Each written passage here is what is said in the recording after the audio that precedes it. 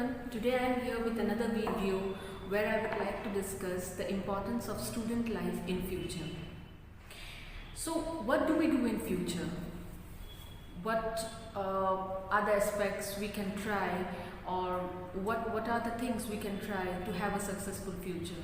These certain questions always trouble the mind of a student. So today in this video I would like to discuss certain elements which I think that every student who watch this video will be benefited. So I would like to start it from why a student has alternate questions or everyday questions in his mind or in her mind. It's because there are certain questions in the mind of a student, that what do we do in future? What are the visions we should have in future so that we make a successful living? And every day at our home, when our parents used to say us that if you don't study, you're not going to prosper, you're not going to have a successful life, then again we have multiple questions in our mind running. So I would start with certain basic elements where actually every student, doesn't matter right now, because a student who is in 6th standard and the student who is in 12th standard thinks equally nowadays. Because with the advent of technology, this digital age and the surroundings they are in, a lot of things have changed eventually. So the elements which I am going to talk about is, first, the loss of confidence in a student. Second, the study time. Third, the career planning.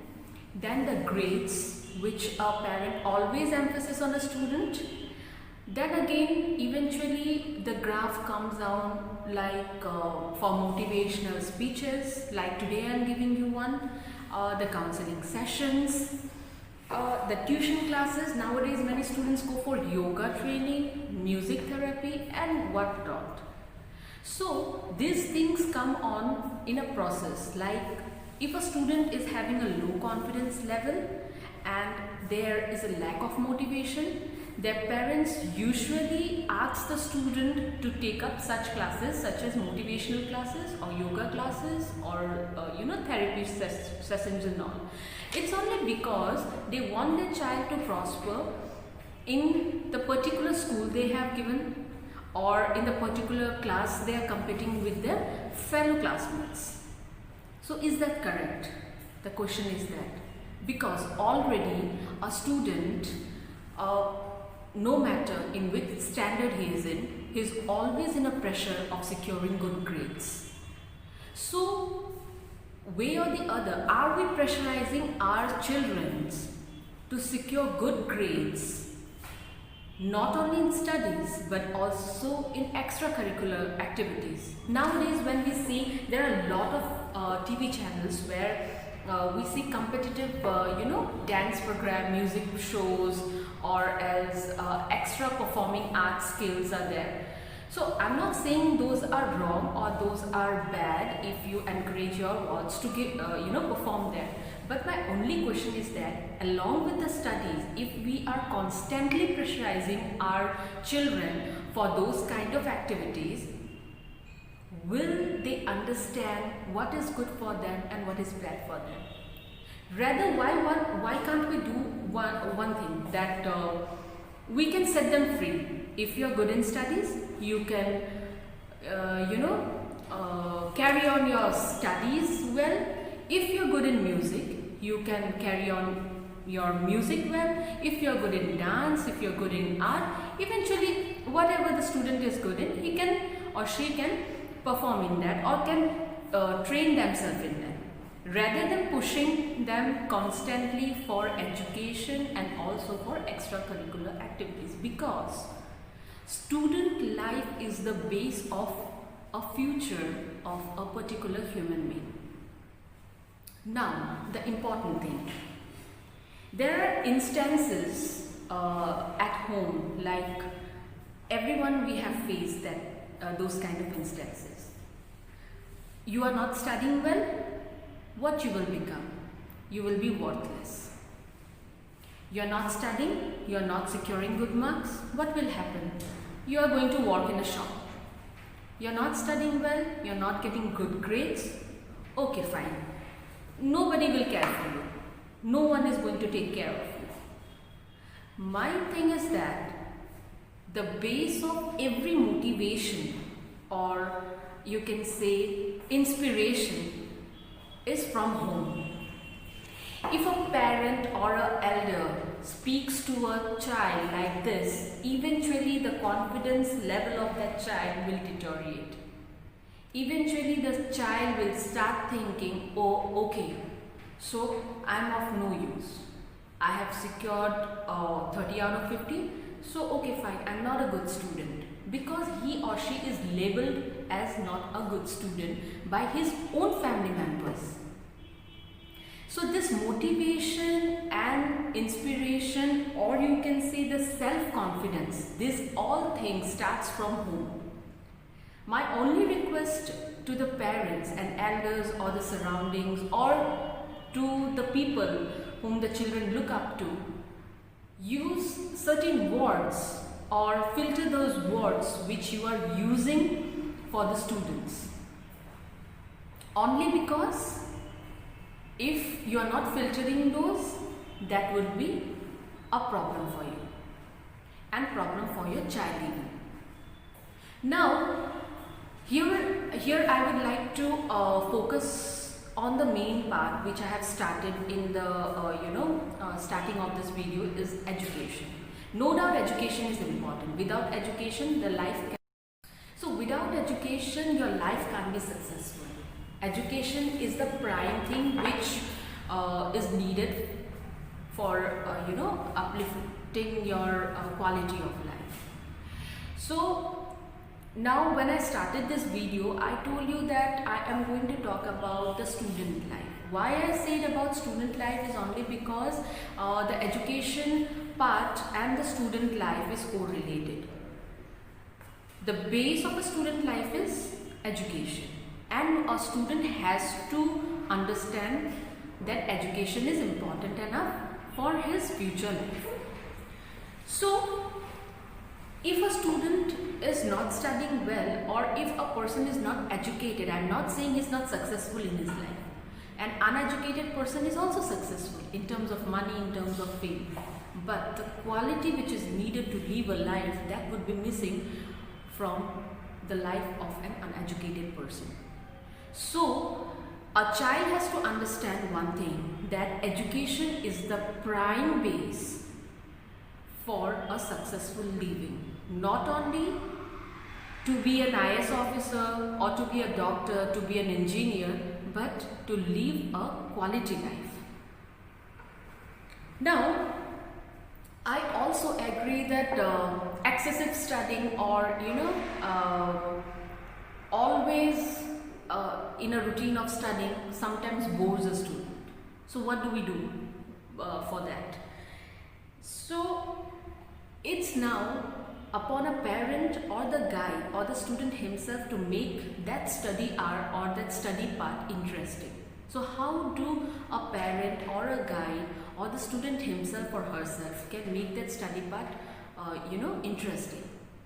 I can give you certain tips, which includes you can manage your time. You can segregate your time. From morning to evening, you are doing a lot of activities. Among those activities, you have to place your study time also. So, to place that study time in a time where you are active from your mind and from your physique. So that, let me, simplify this. Just after returning from school, you can't just, put your bags, have your lunch and then you can start studying. That will bore you. Just after waking up from a deep sleep, you are given a glass of milk and then you are going to have it with some biscuits or anything and then you are asked to study. That will bore you. You have to select your own time for studies. You have to make your own timetable, or the parent who is making timetable for children or the guide who is making timetable for a child has to make a timetable depending upon how the child is leading the day. Then the comfort. It's not necessary you have to study in the study table itself.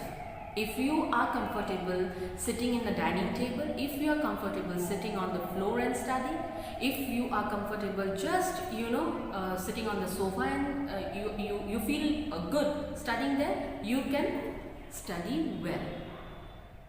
That is your comfort place. What I said is that first the time management, second is the comfort place, and then the priority subjects. It's not that every day you choose the subject which you love to study. Challenge yourself, challenge your comfort zone also. That if you are not good in maths, let's start today doing maths. If you're not good in science, let's start reading science today. You have to challenge yourself. Once you challenge yourself, you will know how far you can excel. So, these are the key points where a child or a parent or a guide can focus upon. Now, coming back to the first 2 points where I told that motivation and self-confidence of a student is required for a student life. So, motivation, from where this motivation comes? It starts from home, as I have already said. It starts from the parents, because if a child makes a mistake, it's not good at all today, especially in this time, to bang his head, to bang his back, or to punish him.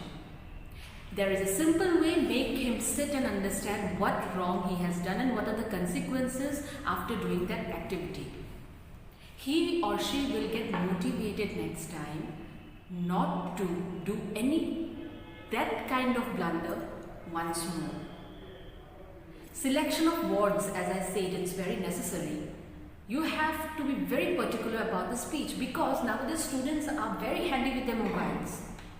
They eventually know many kind of languages, many kind of words which they shouldn't know at this point of time, but they are well aware of that. And in between that, if a parent or a guide speaks about that particular word or that particular language, it will leave an impact on his or her mind, which is not good. You don't need motivational classes, you don't need motivational speech or therapy sessions to put your child in. It's you who can, inculcate all the good things in your child by the way you are with your child. It's okay. It's okay if they are making mistakes. And I'm saying directly to the students also, if any of the student is watching this video, it's okay if you have failed, it's okay if you have done a mistake. Learn from those mistakes. It's good to fail, because then you will know that you have capability to pass. So it's okay. Don't hide things from your parents. And as I said, that student life is the base of successful life. So there has to be consistency. There has to be dedication in whatever you are doing. Like a TV show, a football match or a cricket match or going for a movie gives you that happiness, that gives you such pleasure. Same way, studies can also give you such pleasure. It's just you need to plan it accordingly. Now, generally we used to hear from our parents or from our teachers, there are good students and weak students. No student is a weak student, and no student is like a bad student. Weak student is that who is not achieving good marks in comparison to a good student. So what you need to do is that you have to work upon your flaws, you have to work upon your academics, so in order to excel in the marks. And as I always say, that marks doesn't designate the quality, the intelligence of a student. So if a student is not securing 80% or 90%, that doesn't mean that student is bad. He or she can be good in any other field. So stop classifying students as good or weak students. Rather, make them understand in which areas they are good and where they can work more. Now, COVID phase has taught us many things. Those who have surpassed this phase can surpass any phase. Like now, every people are discussing about this. So those 7-8 months of our life which we have set at our home with our family, with our parents, many of us have utilized that time in a good way. Many of us haven't utilized that time in a good way or bad way. I don't know who has utilized their time in whatever way they wanted to, but my only thing is that in most of the difficult times we have to have that positive attitude, that dedication and inculcation of habits. These three things. In this phase, these three things have made people life easier. Inculcating good habits, good eating habits, good living habits. People have started exercising, people have started eating healthy, not from outside.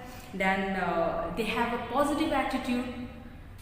No matter what, if COVID happens, we are going to take it in a positive way, and the dedication towards living a good life. So these three things, in whatever way you can relate in student life as well. So not going through much, not making this a very lengthy one, so that again you might get bored of it. So my concluding sentences will be: try to understand what I have said in this video regarding the motivation part, regarding the self-confidence part, regarding the parents which I have requested what to do, what not to do, and the students even. And always understand one thing: every successful person in this world is a human just like you and me. So what they have done, you can also do. It's just a matter of time where you need to understand the consistency of what you want to do, the dedication to the level you have to put it to achieve your goal, and never stop dreaming. Dream high so that it can motivate your thinking to achieve that goal.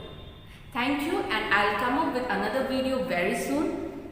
Thanks for listening to me.